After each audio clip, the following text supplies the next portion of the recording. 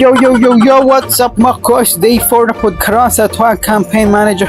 Uwaha! So diha mga kois, kayo ba ni ko karong adlaw, magkumpanya na pod ninyo. So diha mga kois, nakita ninyo nari ko sa VIP room, no? Ayay ka, nagpabugnaw. So diha mga kois, nagnari ito gibuhat, ya. So nagigunting-gunting, karong mahuma na diya. Yato ay panghatag sa mga tao ba. So diha mga kois, wala po na nag-ugay, no? Nag-uban mi sa akong brother diya. Nakita mi sa mga kauban, no? Nag-campaign man sila diri sa tuwang cast, na building. So diha mga kois, nakita na po dato sila diha. O ya lipay kaya na sila niya mga kois, indot kaya itong mukha na itong mga candidates ba, kita nila support ito. O yan, nabalik na po ko sa mga room mga kois, no? Kaya naman tayo klase 4:30 to 9, so niuli na po ko, yun na strict city. Oh yeah, dire mga kois, ako mga brother, dire mga kois, mga gwapo kayo, yun yan, napakoy brother, dire indot tig sa nina, o yan, makita ninyo, o basahan ninyo tarong. Ayay ka, unsa man na brother! Grabe kang indot mga kois, mabasa nyo pagod sa trabaho, wala pang kuan.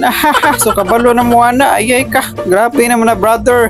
Oh, nya dire mga kois, naman naman among first subject, no. So nilupad na pud mi sa among building, sa among room kyun mga kois, sa education building. O nya dira mga kois, no, kay naabot pa niya itong mga counselor dire sa tuwang education building. O nya upam tay klase, o nya atin sa taba support sa tanila. O nya dire lang takutob mga kois. Thank you kayo. So stay tuned sa another vlog. Thank you.